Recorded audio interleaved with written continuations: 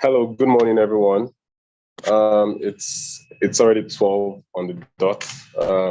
I'm so happy to be here once more, and I'm sure that we are all ready for another wonderful session of the Fintech program of the JIIPCC Mentorship and Internship program.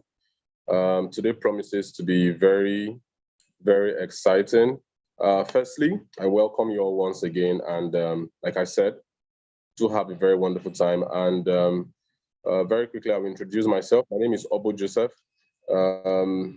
I'm a co-founder of the JIIPCC program.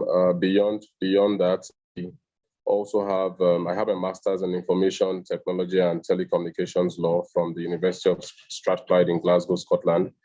I've advised a whole lot of companies within the fintech space. I also provide boardroom services for a financial services company based out of Lagos in Nigeria. Aside several other companies that I consult for, having been part of the incorporation by 1,500 companies in the past 3 to 5 years. So that's all about me. Very quickly, I would just want us to do a check on your internet, do all that you can to be sure that you get the best out of today's program. I would also encourage those of us who will be live that have questions that have not already been sent in. We'll take few of those. We'll take few of those questions. So I'll take some of the announcements before I introduce the program. I would want to also inform our viewers out there that the registration for Q1 for 2023 JIIPCC mentorship session is ongoing. Also, if you are interested in having 30 minutes of private mentorship with our mentors, you can definitely reach out to Mr. Hussein so that we can work that process up for you.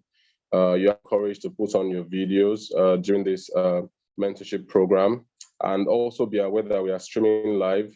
So be sure that anything you don't want to be captured live, try to see how you can minimize on that. And if you are not primarily saying anything, try and keep your videos on the mute.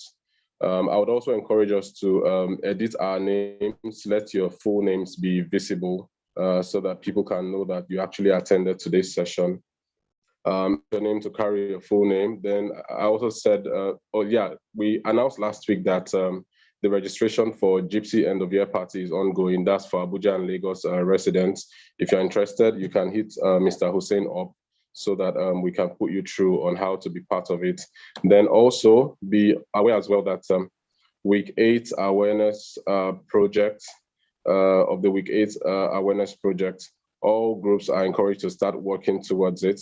You can note what week 8 was about from YouTube, some of the things we did on YouTube. That would guide you as to what you need to do. Then, Mr. Hussein, if you can help me quickly put up the introduction page for the program so that I can quickly read that up. Yeah, today we have 3 mentors. We have 3 mentors today, and I'm sure that our mentors are waiting to give us the best from their reservoir of knowledge. So be well assured that today would really be power-packed.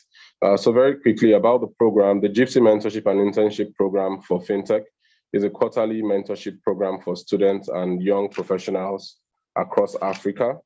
Mentees are afforded the opportunity to access valuable advice, training, network mentorship, internship, discussion forums, industry updates, and resource materials from experienced mentors. The program seeks to encourage continuous training, development, and evolution in Nigeria, and of course, Africa and around the world. I would encourage us once you talking about the JIIPCC program, kindly hashtag it on Instagram and of course on all other social media platforms. Then, of course, the objectives of the program.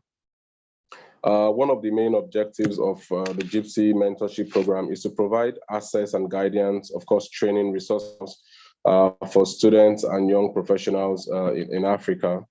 It's also to facilitate dialogue and network amongst practitioners and, of course, vis-a-vis the experienced mentors that we have.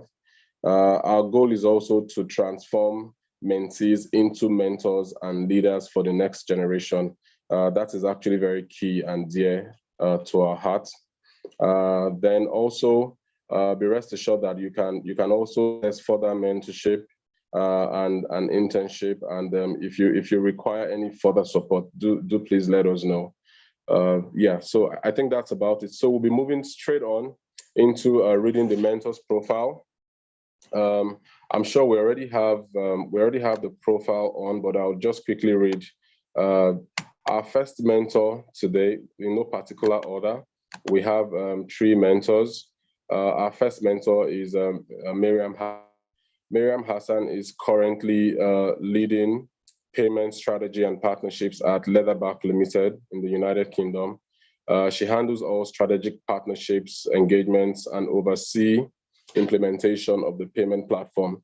She has over 8 years experience in the payment and collection space, payment and collections, fintech business and partnerships, digital platforms, and virtual channels, product development and strategy, project management. Miriam began her career in banking and until recently was the lead fintech business and digital bank at Providus, where she was responsible for building and managing the virtual channels and fintech business. So she would definitely be with us today. I would quickly read out the second profile, second mentor. Damilola, thank you so much for Q1. You are really awesome and we benefited so much from you. So very quickly, Damilola Akinnayajo holds a BSc degree in microbiology from Osun State University. Over the last 8 years, she has garnered experience in customer experience management, product development, project management, and digital partnerships in the banking industry. She currently works with us Bank as a fintech partnership manager, where she enables partnerships with fintechs, microfinance banks, and SMEs for digital financial services and products. She is also an entrepreneur with 2 startups, an events company, Zappers Events, and a spice production company, Spices by Asabi. Thank you once again for the opportunity to learn from you at this side of the FinTech program. Last but not the least, I will be reading out the profile of Mr. Christian. Just a moment while I have that up. I'll be reading up Mr. Christian's profile now. Mr. Christian Ngobo is, sorry if I didn't get that correctly, is a senior consultant at EY and Ernst & Young as part of the FinTech team, working with scale-up and large firms across regulatory tech, payments, and crypto assets. He has prior experience as an open banking consultant for a fast-growing SaaS fintech in London, working with EMIs and tier 1 banks on their digital transformation projects in line with regulatory technical standards set by relevant NCAs. Chris has extensive experience in business agents within technology, working with cloud-agnostic global firms to deliver growth strategies and operational models with collective deal size exceeding 3 million Great Britain pounds. Christian holds a Masters of Science degree from UCL, that's University College London, with a special focus on economic policy and geospatial analysis of key chains. With all of this, you are already very much rest assured that today would really be very awesome. So very quickly, we'll be moving straight into the presentations. I'm sure that our presenters are actually prepared. Each group would have 8 minutes each, 8 minutes for each group. Then we would also, afterwards, we'll call on the mentors to make their presentations, the mentees' presentations. That would take 10 minutes for each of our mentors. Afterwards, we would have picture time. We encourage everyone to have their pictures on so that we can have pictures taken, and let it also be on record that you were at today's session. Then we would take our questions and answers and the vote of thanks. Please just sit back while we welcome Group 1 to proceed with their presentation. So Group 1, please kindly proceed with the presentation. Thank you so very much.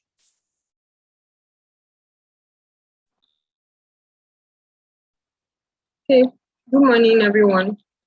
My name is Okanemi Toluwani, and I'll be presenting for Group 1. I'm going to share my screen now for us to see the slides. Is Group 1?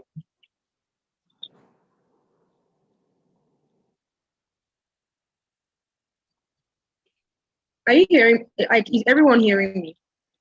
Yes, we can hear you. We hear you. Okay. Can everyone see my screen?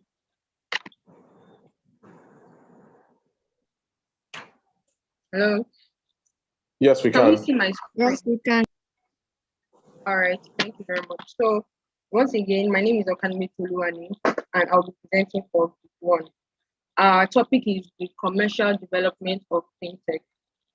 So in this presentation, we're going to be looking at the commercial development of fintech in the modern era, and then we're going to be going into commercial development of fintech, that is like open banking, embedded finance, and the world of payments. We're also going to be looking at how fintech has affected countries and continents alike, countries like Nigeria and continents like Asia and Europe. We're going to be seeing all these in the slides that are going to be following. So I hope you learn one or two from this presentation. So the commercial development of fintech. So first, we need to define what fintech is. Fintech, or financial technology, can be defined or described as the use of digital technology to further enable or make financial transactions or services easier and more effective for the use of consumers. Now, how did fintech develop? What events led to the development of fintech? So we have the global financial crisis. So the global financial crisis started between 2007 to 2008. It was a severe worldwide economic crisis that occurred in the early 21st century. It was the most serious financial crisis since the Great Depression in 1929. So it was characterized by excessive risk-taking by financial institutions, which also led to the burst of the United States housing bubble. So all these culminated in the US stock prices falling. Their gross domestic product also fell as a result of the crash of financial institutions. So the financial institutions worldwide, they also suffered severe damage, and it reached a climax with the bankruptcy of the Lehman Brothers on 15 September 2008. It also led to a subsequent international banking crisis. So when all this happened, the financial world was shaking. There was a vacuum, and this led to the rise of what we know today as fintech. So the whole crisis, it triggered a string of sweeping changes and regulations in the financial sector. And these regulations aimed at preventing such catastrophic events from happening again. So when fintechs were developed, regulations were also put in place so that there will be no crash of the financial institutions again. But then, even while this was in place, people had already lost trust in the traditional financial institutions such as banks and all these lending facilities. So people were focused on new ways of carrying out financial transactions, and this led to fintech. So we are going to be moving on to the development in fintech. So over the years, fintech companies have continued to evaluate and rebrand themselves in order to meet up with changing demands of the market. So we know this saying that if you don't change, you stop, and you would your competitors would move ahead of you. So fintechs fintech companies have to be making constant innovations and improvements on their services to be able to meet up with changes of demand in the market. So we have open banking, embedded finance, and the world of payments. I hope everyone can still hear me. I hope everyone can still hear me. Yes, we can. Okay. So we're moving to open banking. What is open banking?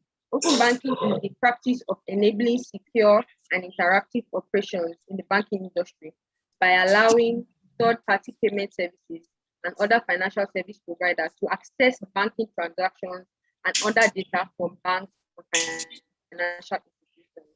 It's very customer friendly, it's inclusive, and more interactive than the traditional banking system.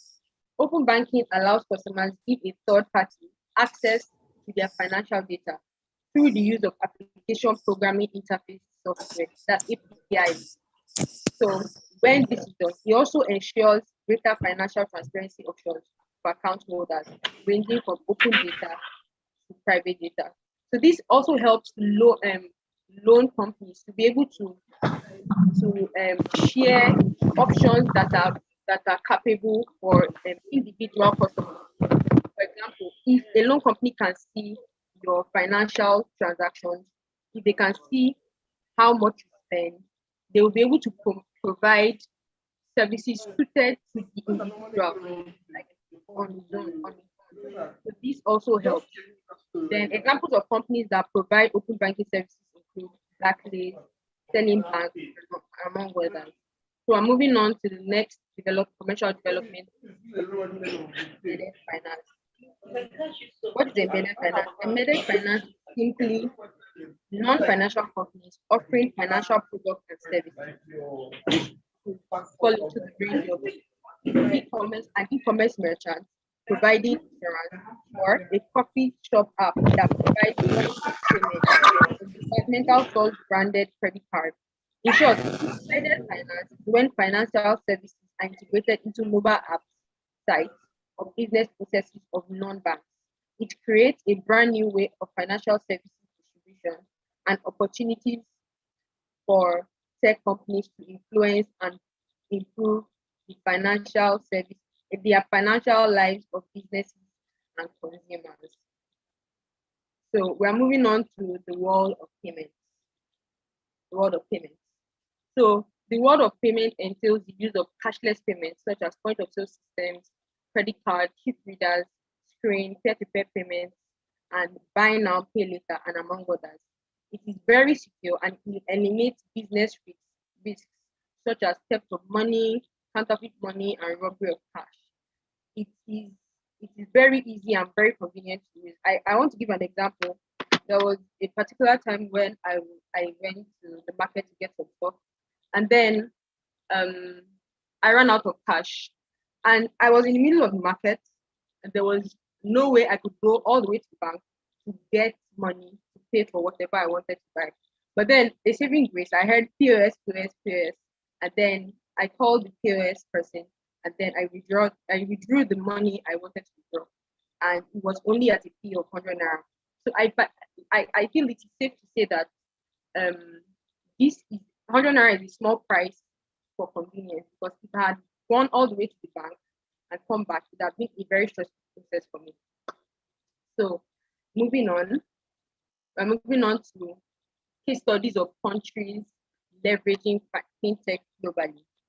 So fintech companies are going through a phase of exponential growth, and as a result of this, the awareness of fintech is also becoming high.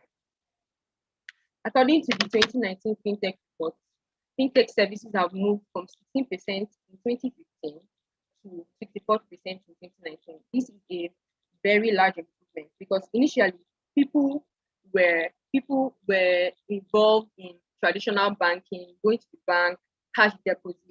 But as a result of development of fintech, people are now becoming more aware that there is something called fintech and a convenient means of making financial transactions. So now we are moving on to a case study, which is Nigeria, borderland. Nigeria is now a home to more than 200 fintech standalone companies plus a number of fintech solutions offered by banks and mobile network operators as part of their product portfolio.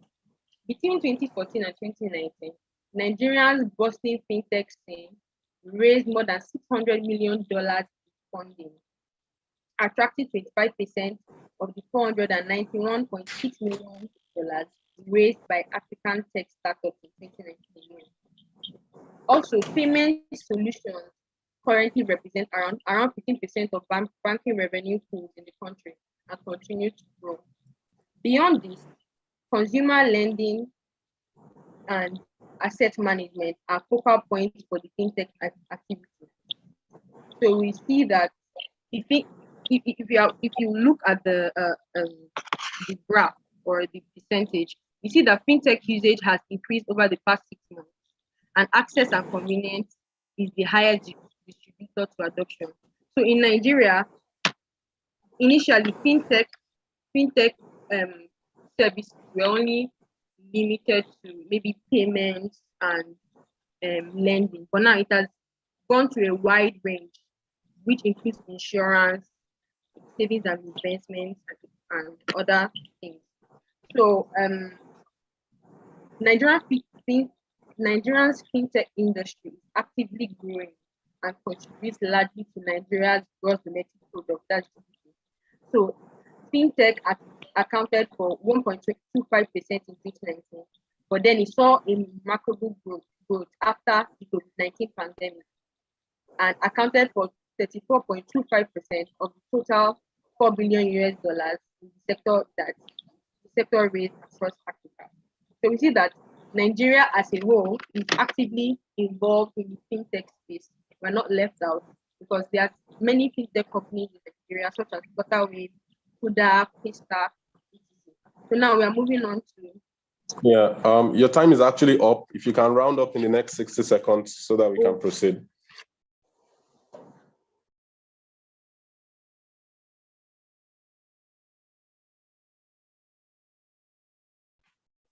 Hello, are you there?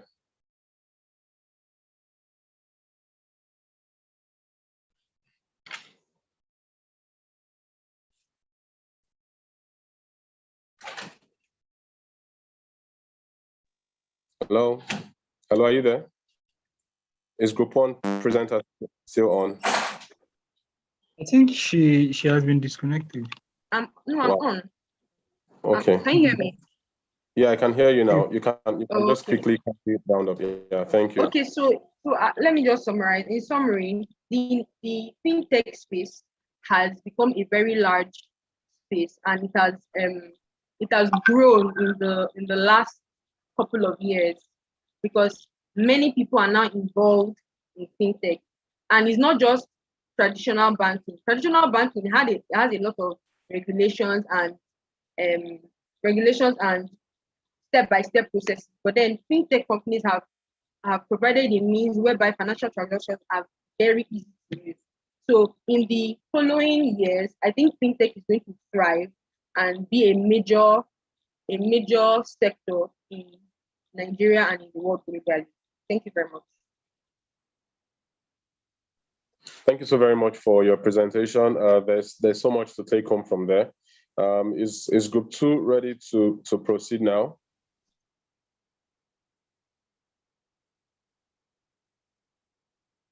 The presenter for Group 2, are you on standby? Yes. Okay, then.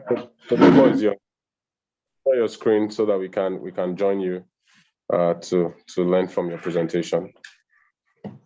All right.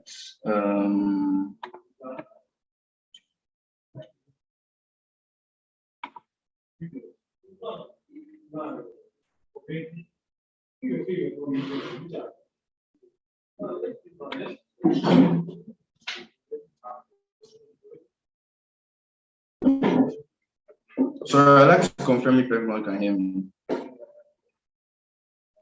We can hear you. All right, and can everyone see my screen? Yes, we can see your screen. All right, thank you. So good day, everyone. I am Okenna Onyelu, presenter for Group 2, and Group 2 through me would be taking everyone on open banking as we understand it, open banking in Nigeria and of course in other jurisdictions as we understand it. Sorry, let me just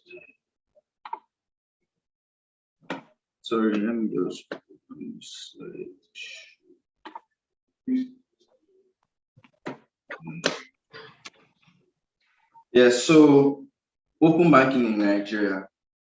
And in this presentation, we would analyze the meaning of open banking, the parts of open banking, the importance of open banking, the regulatory framework of open banking in Nigeria and other jurisdictions, and then conclude.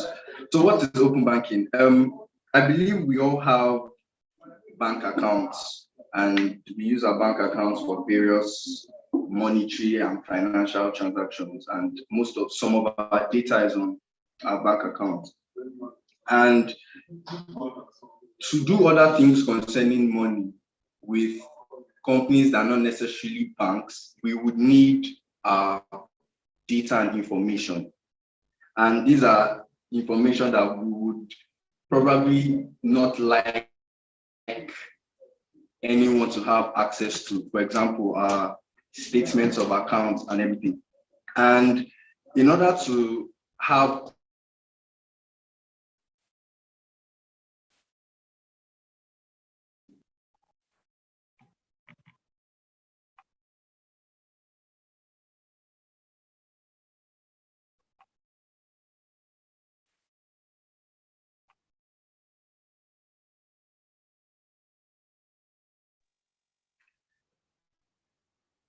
It appears we are having some technical hitch. Yes. Okay, are you back on? Yes, I am. And is my screen still on? No. Okay. No, I can't do it yet.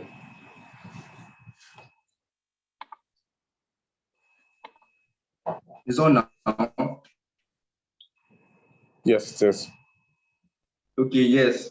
So open banking is just a system that allows information to be shared from one financial institution to another financial institution or company, as the case may be, in order to provide seamless and accurate financial services for us, the customers. So say, for example, you want to get a loan in the bank. You want to get a loan from a financial institution, not the bank, because the bank has your information. And they need your transaction history to see if you're maybe worthy of that loan, or how to also tailor their package for you. They will need your information. And you would have to go to the bank, probably print everything out, go to the company, then it affords the third party, that is the company, access to that information from the bank, obviously subject to your permission and your consent, so that the financial institution, that is the third party, can properly cater to your financial needs or other needs, as the case may be. And how this is done is through APIs. APIs are application programming interfaces. So what an API is just a medium or an intermediary between two softwares, basically what two softwares used to communicate. So yes, that is how the banks give the other institutions your information. So that's the simple definition of open banking. On to the next slide.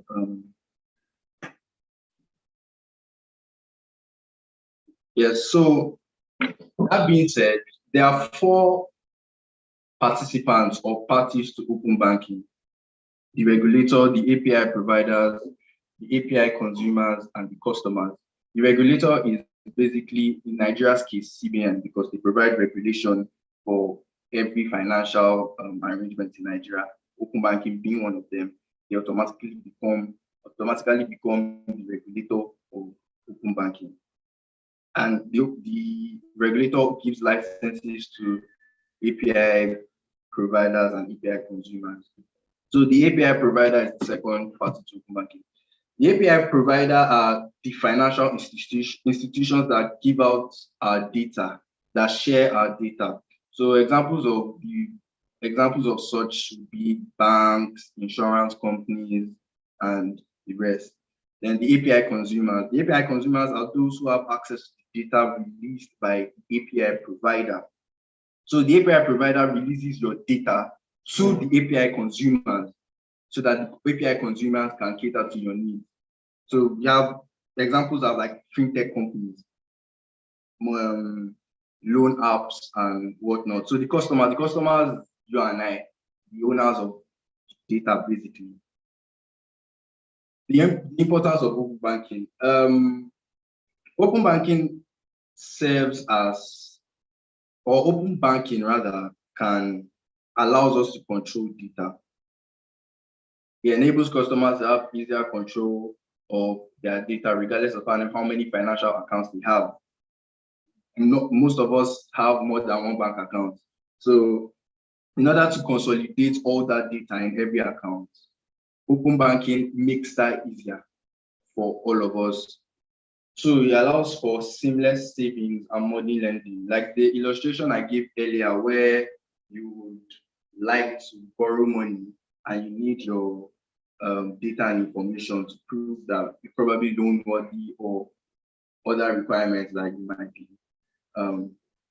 you might need. So it allows for that arrangement to be seamless. You don't have to really go to the bank, fill forms, probably print all that data out. It will be very rigorous. And it allows for financial inclusion. This eradicates the rigor that comes with traditional banking. Can everyone still hear me? Yes. Yes, we can hear you. All right. Thank you. So we move on to open banking regulations in Nigeria. Like I said, the CBN is the major regulator of open banking, like every other financial arrangement in Nigeria. The central bank issued a regulatory framework for open banking in February 2021. And the framework is to enhance financial inclusion, enable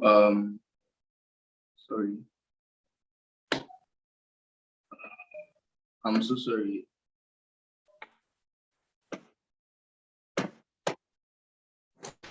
You have like 1 minute more, but we'll give you an additional 1 minute 30 seconds. So let's say you should be rounding up in about 2 minutes 30 seconds from now. Okay, thank you. Yeah. So let me just give a summary of the open banking regulation in Nigeria. So it provides for it categorizes API providers and consumers. It categorizes the parties basically into 4.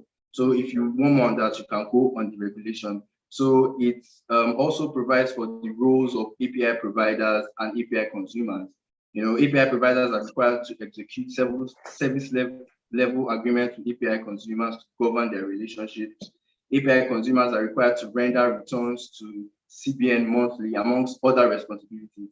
And the guidelines also provides that all IP ownership vests in the party it originated with. That's basically just a summary of the whole regulation. And yes, that's all.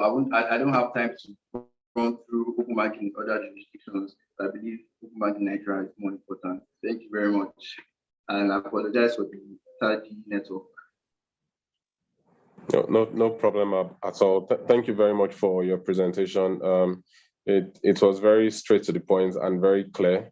I think it's actually a very good one. So the next group 3, if you can take the floor right away so that we can proceed with your presentation immediately.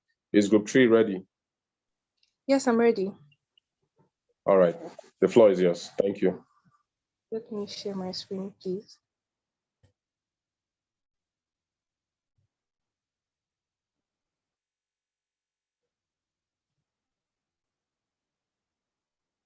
Are we seeing? Can we see my screen?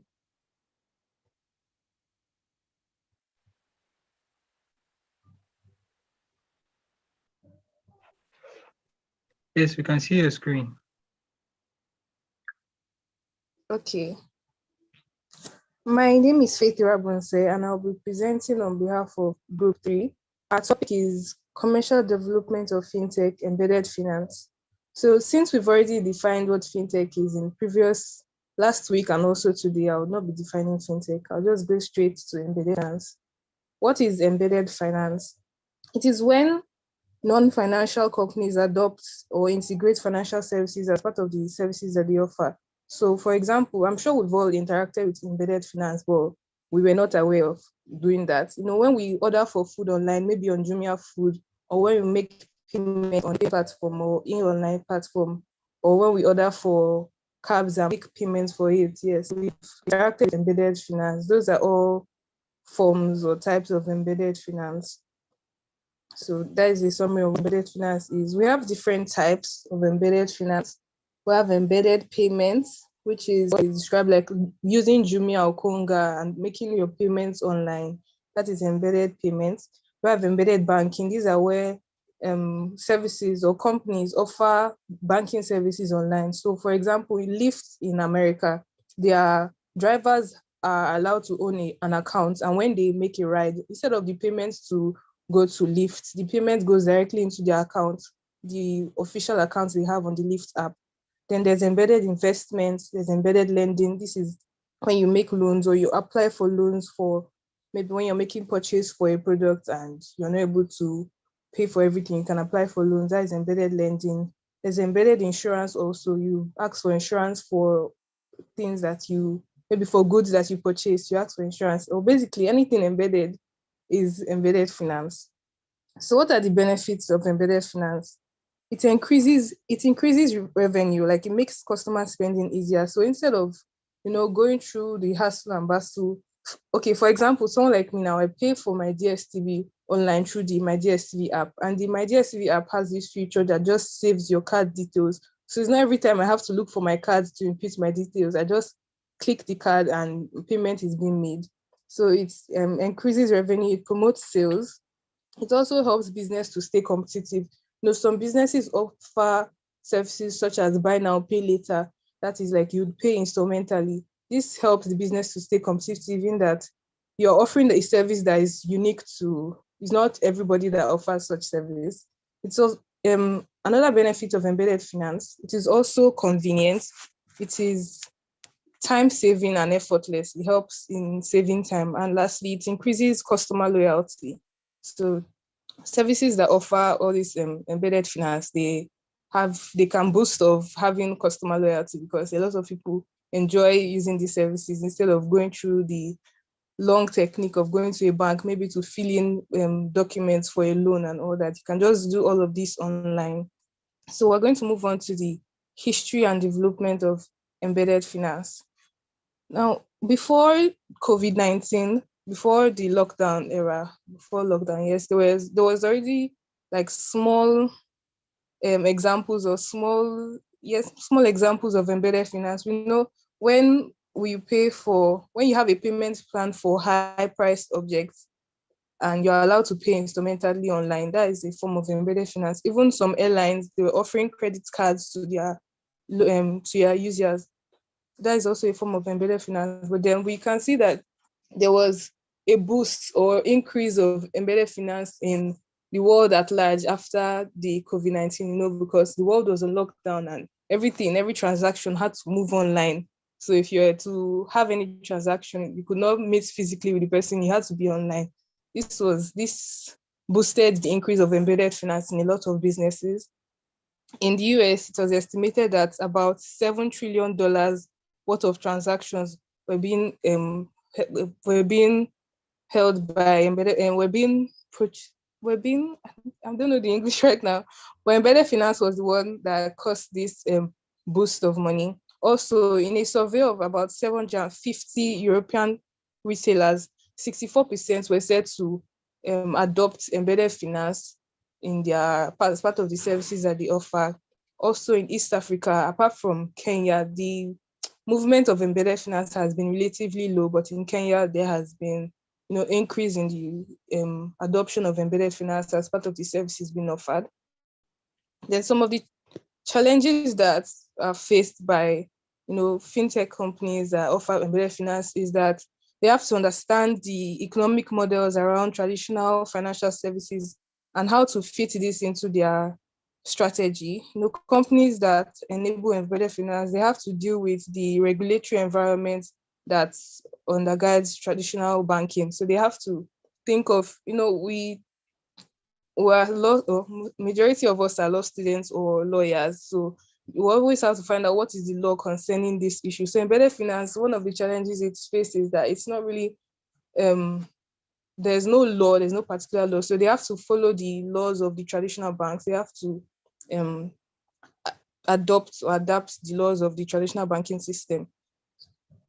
The case we found or we discovered concerning embedded finance is the case of Faulu Kenya versus Safaricom. So in this case, Safaricom were originally already offering mobile payments as part of their services online, and they decided to expand their services to include interest-bearing deposit accounts and loans. Then Faulu Kenya sued them and complained that this was an infringement of their copyright in that they had already developed a cash advance system, and they teamed up with Airtel to offer these services to people of Kenya. But the court said that they failed to prove that there was actually an infringement of copyright. So Safaricom was allowed to continue offering these services, the interest-bearing deposit accounts and the loans. With that, I have come to the end of my presentation.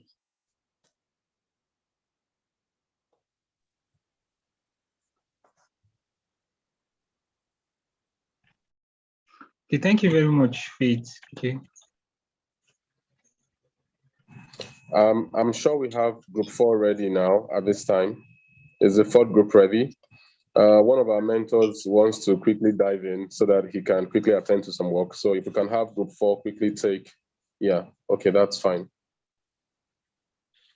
So group 4, the floor is yours. Good afternoon, everyone. My name is Vivian Nadiokwe, and I'm going to be presenting on commercial development of fintech, the world of payments. I'll be kicking off by giving a brief history of the evolution of fintech. Financial technology, as we all know, has evolved over the years since its advent. Despite the fact that the term fintech gained traction in the 21st century, fintech goes way back to the 1860s when Giovanni Caselli developed the pantelegraph, which was used to verify signatures in banking transactions by sending and receiving transmissions on telegraph cables. This was considered the beginning of fintech innovation, and it gave way for more innovations in fintech space.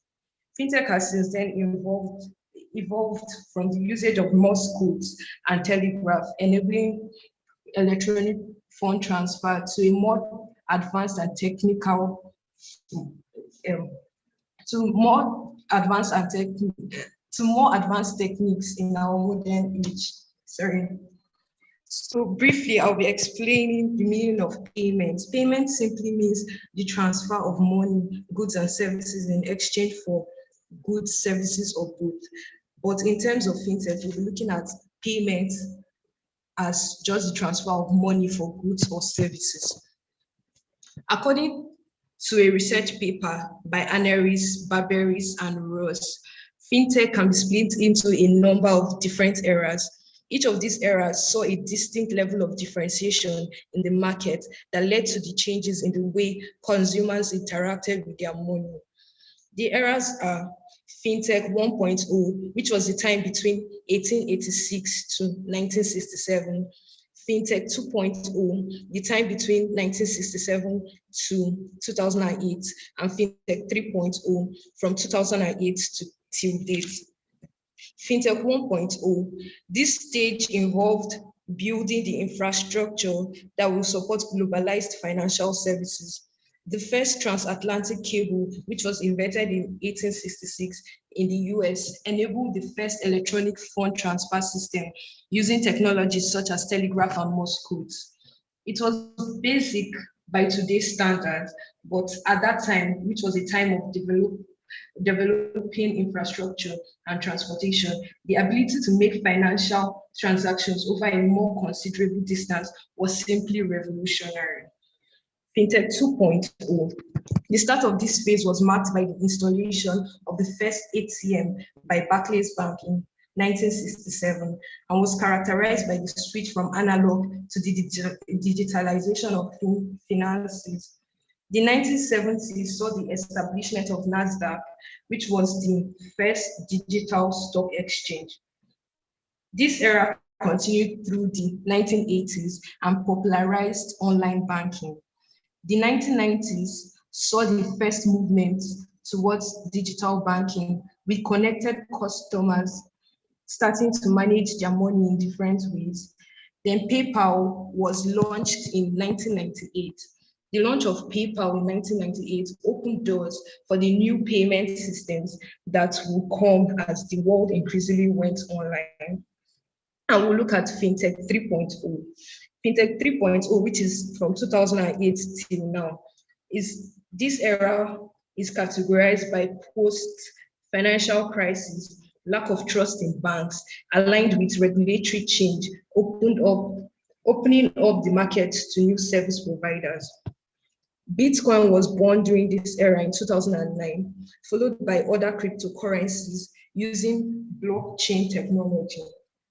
Smartphone adoption made mobile devices become the primary means by which people access the web and other financial services. New technologies have opened up to make it easier to create digital banking products such as open banking that allows third-party companies access to financial data. We'll now look at the development of fintech in Nigeria. In Nigeria, we went from the trade by barter system to the usage of cowries and then to coins and notes. And now we are in this era of electronic transactions. The Nigerian Interbank Settlement System, NIBSS, which was incorporated in 1993 and is owned by the Central Bank of Nigeria and all other licensed banks, has put in place modern world-class infrastructures for handling interbank payments in order to remove potential problems, associated with interbank funds transfer and settlement. Innovations of fintech. There has been a number of innovations in fintech, some of which are robo-advisors. Robo-advisors are artificial intelligence-driven virtual financial advisors. So they're like robots that give people financial advice. There's also been innovation in investment apps such as Robinhood. There have been fintech innovations in payment apps like PayPal, Venmo, Block, Zelle, Cash App, InterSwitch, Paga, and Remita. Also, there have been innovation in personal finances such as Mint, YNAB, and Quicken Simplify. There's been innovation in peer-to-peer lending such as Prosper, Lending Club, and Upstart. Also in cryptocurrency apps such as Binance and insurance technology, also known as InsurTech.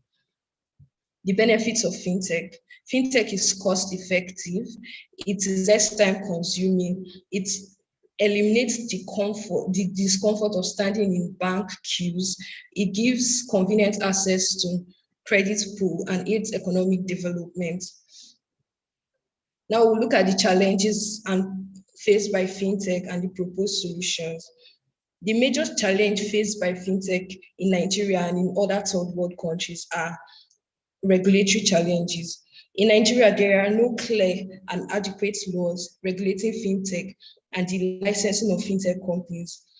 We can see in the 2021 case of CBN versus fintech companies, a federal high court in Abuja granted an ex parte order freezing the accounts of 6 popular fintech companies for 180 days.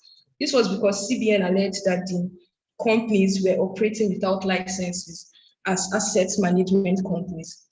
If the Nigerian laws on licensing of fintech companies were well developed, unambiguous, and clear, cases like this will not arise because the fintech companies will be well versed on the licensing processes and will license their companies in accordance with the laws. Therefore, there should be a review of existing laws to accommodate the nature of fintech and facilitate its advancement. Another challenge faced by fintech, especially in the third world countries, is lack of technical expertise. To a large extent, there is still ignorance concerning technology in Africa, so there are not enough fintech experts. This can be remedied by training technology experts who would then be employed by fintech companies. Also, cybersecurity and data privacy issues have greatly discouraged people from subscribing to fintech platforms. A certain loan company, for instance, went as far as disclosing private and crucial information of clients who failed to pay the borrowed monies. This issue can be remedied by training employees to acquire greater expertise in the handling of customers' data. Also, the law should be enforced against such fintech companies that purposely breach clients' data privacy rights. Another challenge is financial incapacity. Fintech companies face financial challenges as the licensing of such companies are usually costly, and in most cases, it is hard for startups to get investors. The proposed solution to this problem is that fintech companies should organize awareness programs where they would sensitize investors on the advantages of investing in fintech startups. That way, they will gain more investors. Also, fintech companies should seek partnership with more established companies. Lastly, poor internet connection in remote areas is also a challenge faced by fintech.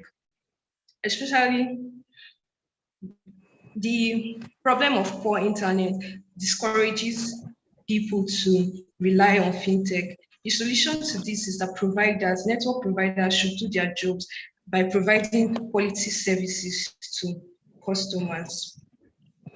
In conclusion, with the increasing number of diverse commercial activities, it is expected that fintech would continue to grow steadily and faster if adequate measures are put in place to ensure its effectiveness. Thank you.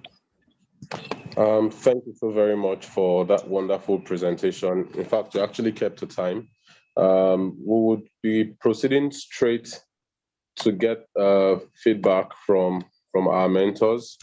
Due to the special request from one of our mentors, we'll be taking. So would like to call on Mr. Christian. Is Mr. Christian on the call? Is he on the Zoom call? Yes, I'm here, guys. Thank you so very much for being around. We really appreciate your presence.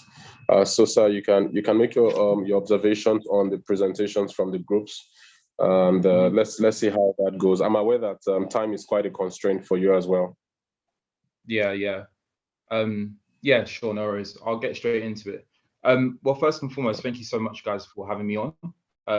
Obviously, when the opportunity came around, I was, definitely quite eager to obviously see some of the developments that you guys are doing within fintech and looking at some of the key areas of the development, because most recently I've started with EY, and essentially what we're doing here is, looking at different areas of how we can evolve and work with, different types of fintechs, whether that be scale-ups, mid-sized organizations, financial institutions, some of the larger players, the incumbent banks, and some of the more traditional banks as well. So thank you so much for obviously having me on. So I guess when we're starting to look at some of the presentations, first and foremost, they're really good, guys. Really good effort by everyone. Obviously looking at different areas of the fintech space. Some of you guys looking more specifically into the payment space. And I know you guys looked into the open banking space as well, but also towards the end there, we started to have some integration in regards to, cybersecurity, which is actually at the moment such a huge area I was actually at Innovate Finance, which is a trade show here in London. And one of the, the big talking points within the area of payments and APP scams is that area of cybersecurity and how we can start to really resolve some of those problems surrounding APP scams. So I guess the first group was really good. I like the notion of delving into the financial crisis, some of the key problems there, and some of the key drivers of the financial meltdown, and essentially how fintechs were able to be birthed in that particular moment in time. And I guess that naturally ties into the open banking realm as well. And I'm sure you guys are aware, open banking was brought about as a result of the financial crisis, right, off of the back of 2008. And then, a couple of years after that, the CMA9 banks and the Open Banking Working Group, led by Harriet Baldwin of the Conservative Party, essentially put in place key measures to, number one, limit some of the problems that the bigger banks were actually delving into, and then to create that level of competition, which I think Group 1 did a good job of including and actually analyzing. And I know you guys, covered some of the key trends such as, buy now, pay later, request to pay, and essentially how open banking came about, which was really good. I think a couple of areas that you guys could have maybe improved upon was, I guess, introducing like current trends. So, for example, Klarna's decline and the value of Klarna, looking at some of the other areas of payments, such as, request to pay. We've got buy now, pay later. We've got instant payments, but also that area of APP scams, which is like a huge talking point at the moment in the industry. The case studies was really good. Obviously, looking at Nigeria, I do think that there's some other areas from a regional perspective, such as Saudi Arabia have a huge open banking focus and payment focus towards the end of this year. They're actually seeking to emulate some of the work that the UK have actually done within open banking, but also areas such as Brazil as well, which are seeking to actually roll out some key open banking measures as well, in line with some of the regulatory technical standards that have actually been set by the UK as well. Group 2, I guess because I do actually have background in open banking, Group 2 was really good. I like the fact that you guys delved into some of the key players and some of the key, I guess, players within the ecosystem. So open banking, we've got the banks, right? The data attribute providers, otherwise known as the ASPSPs, so account service payment service providers. You guys also cover the TPPs, so the Fintechs. And I guess you guys could have gone a little bit deeper, because I think you guys had the information there, but you guys could have really, been a lot more meticulous in terms of covering the different types of Fintechs, right? So you could have covered the account information service providers, which allow, customers to look at the accounts, and then the payment initiation service providers, which ultimately allow individuals to make payments, right? And then potentially giving some examples of, types of companies that can actually do that, both domestically and pan-European and in an international basis as well. But again, yeah, going back to you guys' analysis of, the key players, you guys included the regulators, the API providers, API consumers, but also the customers as well, which is, a perfect outline of the open banking ecosystem and some of the key players within that space as well. So that was really good. Number 3, you guys did a really good analysis of the embedded finance space. So obviously including areas such as buy now, pay later, which is again a huge area. A good inclusion of Kenya, speaking about Kenya, which is like a huge ecosystem and fintech space as well. I've done some work with Kenyan companies, especially within the fintech space, and it's really good for you guys to actually include those guys over there. I do think that you guys could have maybe included some more contemporary examples, so different types of companies that are able to actually provide these types of solutions, and maybe given a couple of deeper case studies of how they were brought about, how they're having a positive impact on the wider fintech and ecosystem as a whole. Number 4, you guys did a really good introduction of fintech space actually, and the payment space. Looking at fintech 1.0, 2.0, 3.0, and so on and so forth. One thing that I would include is the fact that at the moment we're currently in fintech 4.0. So at the moment, what we're currently seeing, and obviously speaking to various fintech companies, is that we're moving towards a space where fintechs are seeking to ultimately grow. So some of the main problems for fintechs is, number 1, finding out customer adoption. So Are they able to gain a large proportion of customers? And is that in line with some of their growth strategies moving forward over the next couple of years or so? But also that element of the extent to which they're able to partner up with some of the key larger financial institutions, the likes of the traditional banks, who are able to not only allow them to work in an agile methodology perspective, but also allow them to really leverage their capabilities from a fintech perspective, right? Because what we're seeing is, various companies such as JP Morgan for the consumer space, what they're doing is they're outsourcing a large proportion of their solutions. So, for example, PSD2 and open banking, what they will do is they'll reach out to the industry to see some SME organizations that are able to essentially provide those solutions for them, as opposed to them doing it for themselves automatically. So that last group there was able to really look at those areas quite well. But also analyzing some of the key areas, so such as robo-advisors, buy now, pay later, investment types, but also the analysis of that cybersecurity component as well, which is a huge talking area. And I guess that ties into some of the talks that's currently happening within the industry at the moment in regards to APP scams, which you guys could have really mentioned and really honed in on. So APP scams are essentially authorized push payments, right? So authorized push payments is essentially where a fraudster is able to take over a payer's account by changing the name, right? So what happens domestically here in the UK is the sort code and account number stays the same, but the names can essentially be changed. Now, there are a couple of solutions, and key solution providers can actually alleviate some of those problems. So like the bottom line, you have a solution called confirmation of payee. So you guys did a really good analysis of the payments realm. But I think if you guys, tapped into some of the key solution providers and really did a key analysis on those players, such as confirmation of payee, instant payments, requested pay, VRPs, that would have been, really good. And as a whole, I think I really like Group 2. If you guys had a bit more time, I'm sure you guys could have. I think you guys had a couple of case studies there on particular countries. So that would have been a really good analysis there. But overall, really good effort, guys. I really enjoyed that. Thank you so very much, Kristen.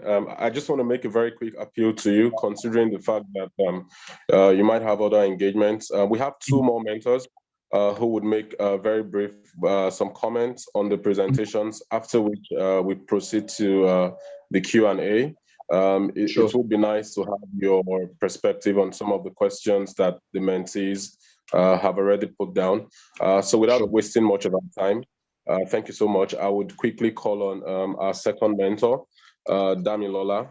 Damilola, if you're online, please, if you don't mind, you can proceed to give us your view. Yeah, nice to see you again now.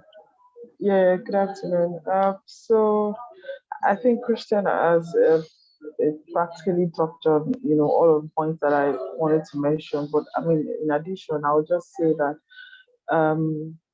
because the technology space is evolving on a day-to-day basis, it will be nice if reference is made to current realities, to industry trends. I know that as a young university graduate, or maybe a very young adult who is employed or unemployed, you have capacity to be member of some pressure groups, Fintech Association of Nigeria, for example. In this association, you'll be able to get updates on trends. You'll also be able to network and socialize with people of like minds and people in the industry who are also thought leaders across different sectors, but are also providing financial services using technology. It's good effort by all of the groups that have presented.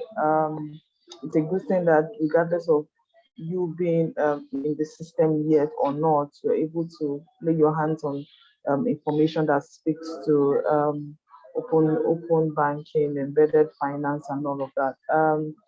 I think I'm particularly impressed with Group 2 as well. I'm not sure if they were the ones that make references to junior and all of that. So I mean, good stuff by the remaining groups as well, so that we don't keep everyone waiting for a long time. We can just proceed into the question and answer session. Yes, Thank you so much, Damila. I'll take this one on Miriam to just give us her views as well, so that we can quickly proceed to the Q&A session. Thank you very much. Is Miriam on the Zoom? Yeah, Thank you, Miriam. hi everyone. I'm really sorry, it's a bit noisy in my background, so just bear with me and I'll just be pretty short. So thank you for having me here once again. Always happy to be here to listen to the mentees speak. And Christian also touched on, almost everything that I wanted to say. And thank you, Damilola, for that as well. So I think Christian is maybe a bit biased because I saw his background that, he's done some work on open banking. So maybe that's why open banking is his favorite. But honestly, looking at all the slides, I would say yes, the open banking team did a fantastic job on their slides. And I would also say the commercial development team also did great, doing the comparisons between Nigeria, Asia, and Europe. I think you're pretty spot on some of the things that you mentioned. So I would speak on payments. The payment team did a good job. I think you could have, touched more on, what payments is today. I saw you mention names and a couple of people, but payments has evolved so much more, over the years. And it's interesting how there are different modes to pay now, across different countries and regions. So you mentioned the likes of Zelle. So I would just maybe mention more payment options, that are available today, ranging from instant to so you have the Google Pay, the Apple Pay, Venom, PayPal, Zelle, even cryptocurrencies today now, has become a major part of payments, even though some countries haven't adopted that yet. Cryptocurrencies too now, the companies that have that pretty much also issue cards, to be able to pay. You also have mobile application, mobile wallets. We talked about. I don't know if you're the team that spoke on Kenya, and yes, Kenya is huge, for mobile payments. So I think that's like the most. That's the major means of payments today. Mobile money. You have the M-Pesa payments and stuff. So Krishna has pretty much touched on, I don't want to keep repeating, most of what he said, because from my own summary, he's spoken on the things that I would like to touch on. So I'll just say great work to all the teams. And, you could also do a little bit more research on, all the topics, regardless of how we look at it, embedded finance, open banking, the world of payments are all collectively, improve commercial development of fintechs across different countries. So well done to the team. Thank you very much. Thank you very much, Miriam. Thank you to all our mentors. I think the next thing on the schedule is for us to just take a very quick picture in the next 30 seconds. So I would want to encourage everyone on the Zoom call to please put on your videos. Let's see your faces, and let's just take a very quick picture in another 30 seconds.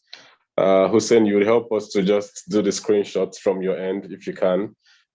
So please, our mentees, I can see that we still have several persons whose pictures are not on. Please kindly put your video on. It won't take another 25 seconds. I'm sure we're already taking snapshots right away.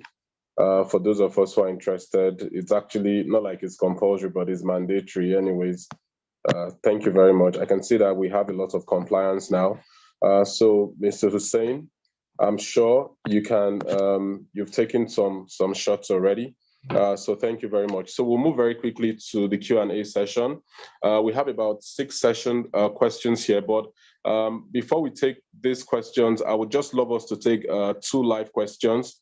So if you are on this Zoom meeting or Zoom call right now and you have a question for any of the mentors, you can just raise up your hand and ask your question very quickly. If you have a question, go ahead and ask it while you can. We'll take 2 or maximum 3 live questions. Is there anyone who has a question to ask? Or maybe I should go first with some of the questions that we have. In the absence of a question right away, I would read the first question we have here. It says, how did the global financial crisis of 2008 lead to the development and growth of fintech globally? I think the presentations have dealt with the answer to this, but it will still be nice to see how we can have either of the mentees to just go at this in 1 minute each. So Damilola, you can go first if you don't mind. Okay, that's fine. I think one of the very sad things that happened after that meltdown was that there was lack of trust in the banking industry, and I think I remember vividly the lending process became a little more rigorous than it was usually. Because I remember then that I had older siblings who wanted to get credit facilities of the bank, and it was like a chorus then, and so people who came about fintechs then saw the opportunity to provide financial services other than the regular. So I mean, typically, what do people do in banks today? They keep their money and they take it whenever they want, and they use it to pay for good services or any lifestyle payment. So I mean, that's what typical banking services are.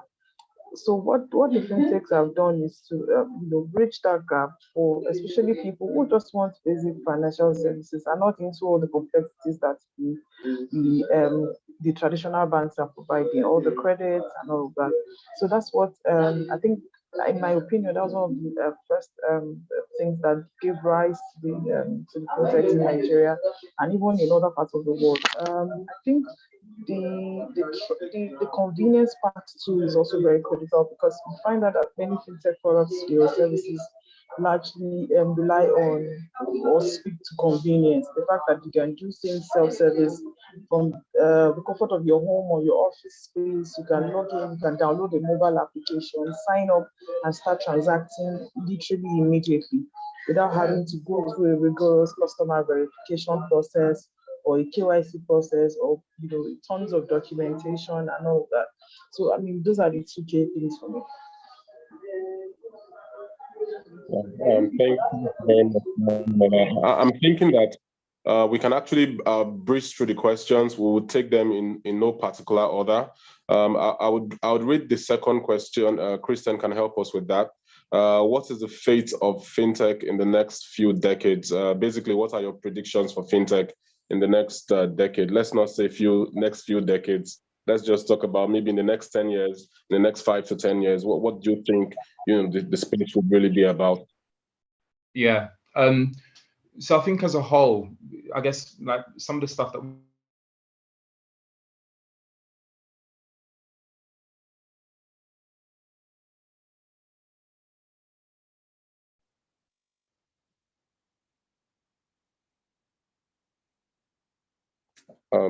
I don't know if I can't actually hear Kristen yet. I can't hear him too. All right, so maybe pending when he gets back online, Miriam, you can actually take a hit on that question as well. What are your predictions for fintech 5 years from now, 10 years from now? So I seriously think I don't want to say fintechs will take over, right? And the truth is, banks sort of feel threatened, and a lot of them are doing so much right now to improve on their legacy systems and see how they can also provide services as quickly as fintechs do that today. Unfortunately, some fintechs will fade off if they do not have a proper business model that works, right? So some of them, I guess we've been hearing or reading some of the stories around some fintechs being devalued, right? So it means that some of them had to go back to their drawing boards to do some work and maybe check out their business models and ensure that it works. But the ones who have proper business models that address proper customer needs, they will stand strong and keep disrupting, really. So that's my opinion. Yeah, thank you so much. Is Mr. Christian back online?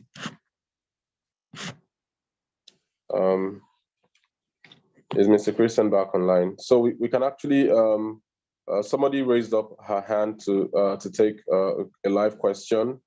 You can actually proceed to do that now. Ade Fidipe Draw, you wanted to ask a question. Can you take that right away? All right. Good day, everyone. Good afternoon to our mentors. My question is on payments. So cryptocurrency has become some sort medium of payment. It has always been a medium of payment between peer-to-peer, but recently we've been seeing countries collect cryptocurrency or Bitcoin as maybe for tax payments and all. But looking at the volatility of cryptocurrencies, how would government agency mitigate when the price of Bitcoin goes down or a cryptocurrency goes down? Because I guess when you're paying your tax, you're paying a certain amount as against the value of the cryptocurrency. But when it goes down, what do they do to mitigate that risk? That's one question. And then secondly, there's still a lot of distrust around digital financial services, especially in Nigeria. A lot of people do not believe in. They believe it's just a medium of enhancing fraud. For example, in Nigeria, a lot of POS service agents. Some people have been complaining about the fact that a lot of times when they go to POS, they receive debt alerts after. And so I'm just looking at how fintech companies, how can they reduce the distrust coming from the time of traditional banking, the distrust that has been building fintech or digital services.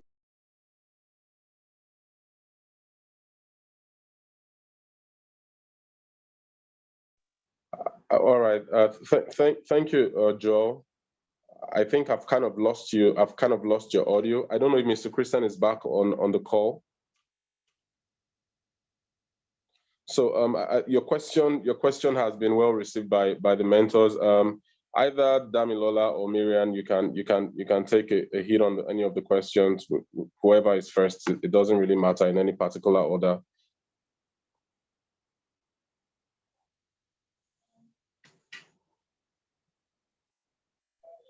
Okay, I think Miriam's trying to connect back. So I think it's very important to know that you might not be able to regulate or control what you don't produce. I think that's like the usual way of saying it. A case in point is what we have typical today in Nigeria, where the central bank makes regulations for banking services, for fees, charges, for services that financial service providers will give to their end users and all of that. Because these organizations are regulated by the central bank, they are able to regulate what they do to a large extent and how they do it.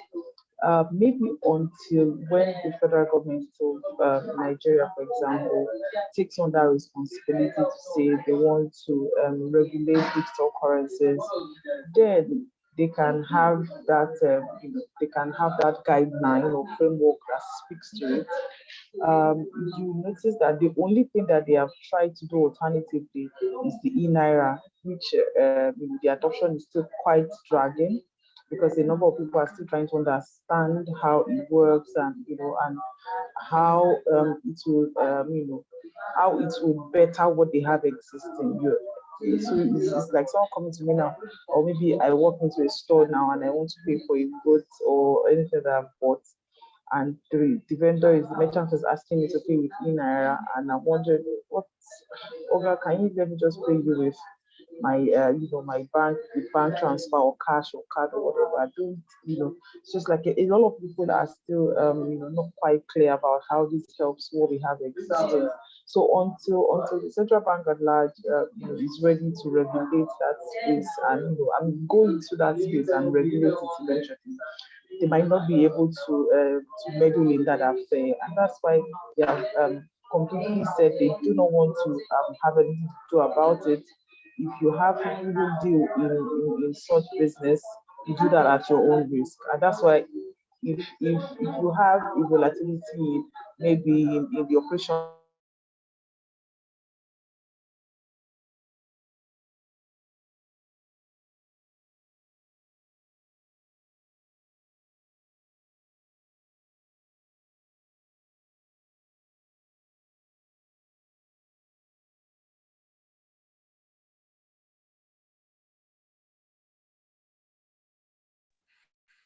It appears we're losing you, or maybe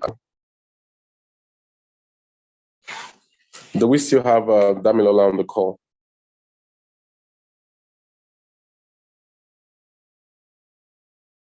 I think Mr. we lost Hussein. her also. I think Okay. she's disconnected. Okay. Have you been? Were you able to read the message by Mr. Christian? I'm unable Yes. to view. Yes. Okay. I think he joined another meeting. Oh, okay then. All right. So do we have Miriam on the call as well? Maybe Miriam can shed more light to that. Then while we take question 4. Question 4 actually deals with it says that one of the challenges embedded finance faces in terms of development is banks adopting new technologies and partnering with non-fintech companies. Why do banks find it difficult to adapt to technological trends to improve customer satisfaction? Of course, if banks could actually do what fintechs are doing in scale to which they are doing it, we might not actually have fintechs anyway. But let's see how Miriam can help us deal with question 4. Why do banks find it difficult to adapt to technological trends to improve customer satisfaction? Okay, so honestly, banks are built on legacy systems, right? And which sort of makes it a bit difficult for them to scale and sometimes adapt to new technology and features. It also involves a significant amount of investment from these banks. So while legacy issues are clear and present danger, banks are now today banks are also still able to adapt and transform than they used to do in the past. Honestly. So one of the challenges that embedded finance faces in terms of development is that banks need to start adopting new technologies and maybe partnering with non fintech companies that can also help them improve their own customer satisfaction through this non-fintech companies. Basically, that's what I think. Then just more like a question. Question 5 is more of also dealing with embedded finance. It says here that embedded finance is known not to be applicable to Nigerian laws based on the BOFI. That's except they are licensed or microfinance banks. How true is this? I don't particularly understand the question. I don't know if you can actually make sense of it.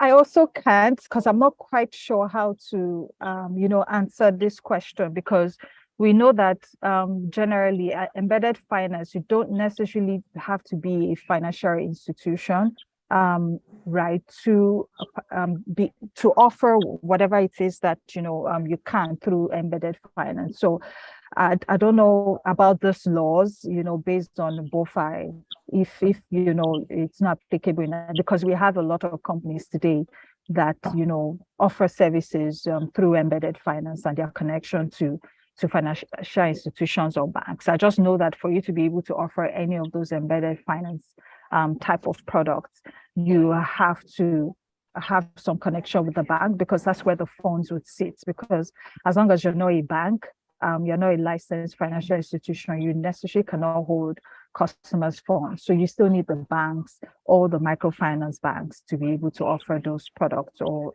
services. So that's the angle I think I can answer this from, because the BOFI law, I do not know about it. So I cannot say, if what is applicable to Nigerian law through that. Okay. One thing that comes to mind, basically, just for the benefit of our mentees, I'm sure that some of them might be contemplating engaging with the fintech space in more practical terms. This is actually not a question that they've sent in, but I'm just wanting to ask you this one. What do you think is the next best step that they can actually make as they decide maybe to journey into fintech? What would you say they can actually begin to do now? What are the easy steps to engage with the fintech space?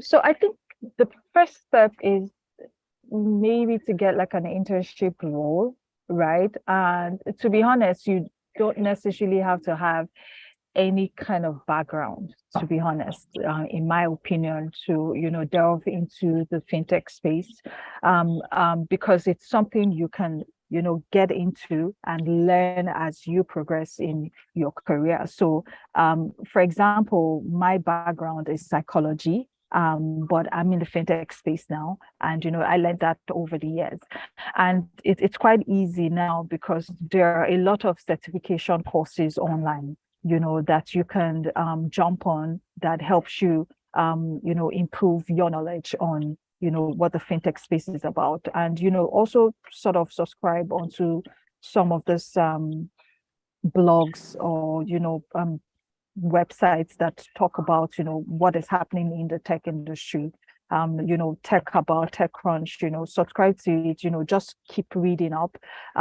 Even when you do the certification courses, you also apply for internship roles, that would also help you improve on whatever it is you've learned, because there's a difference between, having the certificates, which is theory, and, practicalizing it. So that's what I would, suggest as you. So do not look at your background or whatever, it is you're doing. Yes, you're doing law now does not mean that you cannot eventually, break through into this space. I am a typical example. My background is psychology, and I'm here now. All right, thank you so much. I think I saw Damilola some seconds back. I don't know if Damilola shared your views. If you can also respond to that as well. Is Damilola on the Zoom? I'm just trying to search. Okay, I actually can't find Damilola. Yeah, so it kind of appears that Miriam, you're locked in this time. We don't have so much more time on the session, but I think we still have just one more question or two.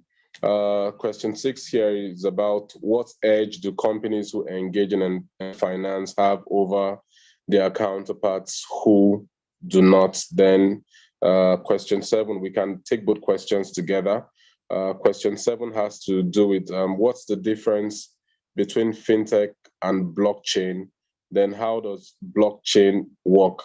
I don't know if that comes under your own specialization, but you can actually attempt both questions. Thank you very much.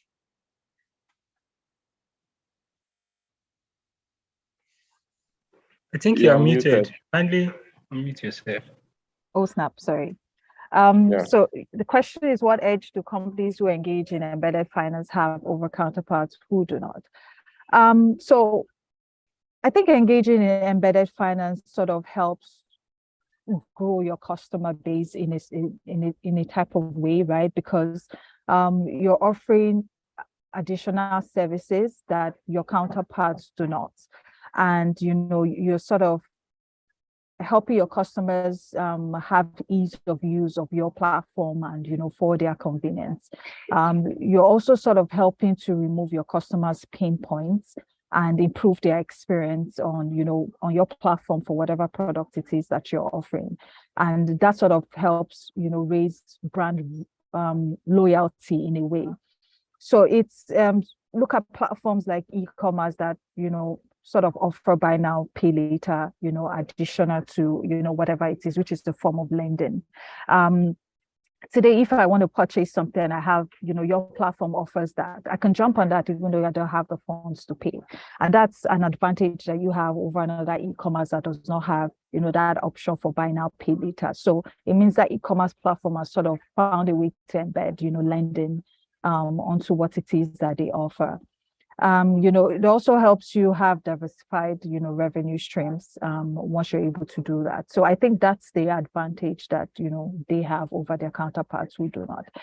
And for the last question, which is the difference between fintechs and blockchain, I would not call it a difference, because you can be a fintech who is leveraging on the blockchain technology to be able to offer the services that you offer. And when I think of blockchain, what comes to my mind is cryptocurrency, digital wallets, because I think the fintechs who offer cryptocurrency and digital wallets have been the ones to, I think, make the most use of the blockchain technology. And why is that? It's sort of, what is blockchain? It's a decentralized, they're like digital wallets, basically, right? They are digital wallets in forms of ledgers, and it's sort of decentralized, unlike I always compare it to the banking system, which everything is linked to a central authority, unlike the blockchain, which is sort of decentralized. And why people leverage all the blockchain technologies, because it sort of, increases trust, it's secure, and, the traceability of data is sort of shared across the business network. So that I would not say that you using the word difference between fintech and blockchain, I would say it's a difference, really, because you can be a fintech leveraging on the blockchain technology to be able to offer your services. So cryptocurrencies, NFTs, tokenized assets, security tokens, and all, most of those services layer on the blockchain technology, basically. Thank you so very much, Miriam. Damlola, you're welcome back. We're actually almost rounding up. We just want you to share your own thoughts on the next question I'm going to be asking. I initially asked Miriam about what her views were with respect to the mentees who intend to venture into the fintech space. What will be your advice to them on their next few steps? What are the easiest things they can actually do to begin to engage within the fintech space in terms of participating within the space? That's the first one. Second question is the number 6 on the question chat that says, what edge do companies who engage in embedded finance have over their counterparts who do not? So hopefully, once you take those 2 questions, we might just have a last question, then we round up. Okay, thank you. I think in terms of starting off, the first thing that would come to play is take on internship roles or volunteering roles that exposes you to that community, would allow you to learn free of charge. I mean, literally free of charge, what you would probably get to pay much more for by going to the university to get maybe a certification or maybe a master's degree in any kind of field. So internship, volunteering roles, be available, attend conferences, part of online communities that predisposes you to information that would help you understand the trends in the industry and what is applicable, because you find out that the technology that we're talking about, it literally evolves every day. Payment technologies that we're talking about 4 or 5 years ago is probably outdated as at today. Find a number of people, already thinking of the metaverse and how this would apply to us locally here. So you just have to be a part of that conversation to be able to be abreast of whatever whatever is happening in that space. So second thing about what was second thing? What is the edge that companies who engage in embedded? Oh, of course, they have. Sorry, I interjected. They have much more edge because what it does is that you have completely harnessed that customer. So, take for instance, if I own an online grocery store and I'm able to provide fresh groceries, farm produce to my customers, and they're able to receive it at their front. So what I've done is to buy the groceries. I've also done logistics rather than ordering it and leaving the customer to look for how to pick up or how to have it delivered. So I've provided supplies. I've also provided logistics. If it was a lady that was shopping and she finds that she can shop for cosmetics, and other also toiletries, that would make sense to her. And she can also probably book an appointment with the salon or book a spa session, and on that same application, pay for that service. You have literally taken that customer away from 10 or more than that apps that she has on her phone. So imagine I have apps for logistics separately, apps for payment separately, apps for groceries separately. My spa is on Instagram or whatever. My salon, I have to book an appointment on another platform. With embedded finance, it means that you've aggregated all of these people and you have put the lifestyle of your niche customer, depending on whatever niche you're targeting. What you have done is to put all of them together on a single platform application, and you're literally selling a 360-degree experience to your customer. So of course, they have much more edge than products or services that have just a single straight line service to their customers. Yeah, thanks a whole lot. Thank you very much. We have actually come to the end of today's session. But before we go and before we take the vote of thanks, it would just be nice to know from both our mentors who are still present right now. I just want to know about what is Providus Bank doing? What are the products? It's not like a PR thing, really. But if you don't mind, you can just share how can we engage with the platform that you represent in just few words. So yeah, for us at Providus Bank, I think what is very critical is being able to solve a problem, and in line of solving that problem, products and services have been born. And in Nigeria today, you find that many people will say that if you want to connect to anything in the line of virtual services, digital payments, collections, that Providus Bank is supposed to go to. So in Providus today, we have payment products that allows you to collect payments from your customers seamlessly without having to go through the rigorous CBN regulation for documentation. So either as a licensed or an unlicensed entity, you are able to provide virtual accounts to your customers to receive payment from them.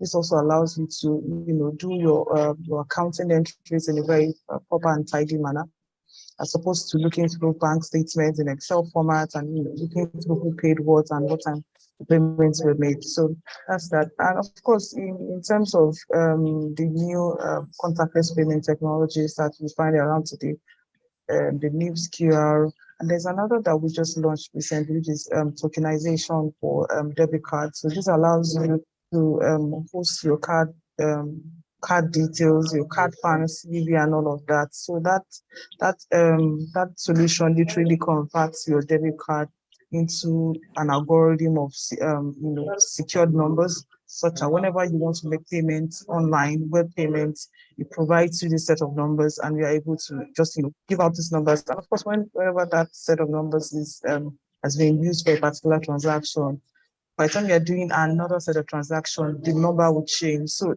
I mean, that's what literally happens. So That's in like in summer. And of course, in terms of card services, we have quite a number of card co-branding, card partnerships that allows our partners to be able to brand cards that that will bear the identity of their business, as opposed to a fintech customer still carrying a Providence Bank card. Yeah, so that's it. All right, thank you so much, Miriam. I don't know if you want to just take a shot at this one. Okay, thank you, Joseph. So at Leatherback, what we provide, we're a multi-currency account provider, licensed in 3 countries, Nigeria, Canada, and the UK. So provide multi-currency account, like, local accounts. So we try to partner with banks in the different jurisdictions to be able to offer this account. So what that typically means is that you're able to today get a GBP account on Leatherback, not a domiciliary account, but a local bank account in the UK, in Canada, in the US, in India. You can get a wallet in Uganda, in Tanzania, or Central and West Africa, basically. So what we allow you to do on our platform is to fund. So for example, you have business in India, you can open a primary Nigerian Naira account on Leatherback, request for an Indian rupees account, and do an exchange of funds.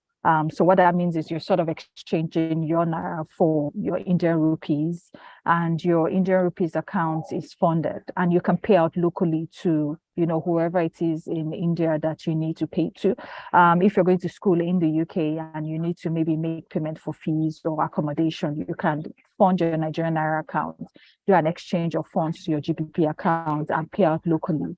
We currently have virtual cards that are live on the platform. So it means that you can request for your virtual cards and use it to make purchases online. Aside we providing multi-currency accounts and payouts, we're also working on offering gateway services where e-commerce platform providers or owners today can collect in these different countries as well. So that's not live yet, but we're currently working on that. Leatherback is a startup company in the UK, and we're doing considerably well.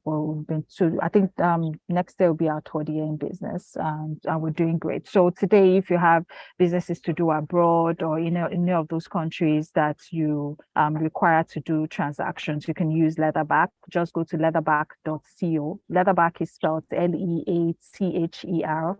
BACK.co. You can check out the website right now as I'm speaking, and just onboard, provide your details like you're opening a bank account, and you're onboarded instantly. Well, thank you so very much. Juliana is actually, I don't know if Juliana is actually on this call, but I would like to say a very, very huge thank you to Damilola and to Miriam, as well as to Mr. Christian. He had to go for another meeting. I really appreciate the time that you've actually spent with us here today. On the last mentorship program as well, we had a very great time with all the questions you answered and the feedback you gave to the mentees. I'm hoping that the mentees would actually take the feedback in consideration, especially as it would relate to the way they make their presentations and their research as well. So it's a huge thank you from our founder, Juliana. Thank you so very much for once again being here. I also want to thank all the mentees who made presentations from group 1, 2, 3, and 4. We also have much more mentees on the program right now. The last time we had about 8 persons on this session. We have over 40 mentees on the for the FinTech program. So it's a thank you from JIIPCC to you, and I'm hoping that sometime maybe in 2023, God sparing our lives, we'll be able to engage again. Thank you so very much. And of course, we are very much open to feedback. If there's anything you feel that JIIPCC can actually be doing that we can incorporate to make the program better, please do kindly feel very free to engage with us so that we can make the program more beneficial to as many mentees from across Africa who engage with us. So thank you so very much. Do have a very, very wonderful day ahead. Thanks a lot for being part of the program. Thank you very much. Bye. Thank you very much. Bye, everyone. Thank you very much, our mentors and our moderator, Mr. Joe. Yeah, thank you, Hussein. Bye.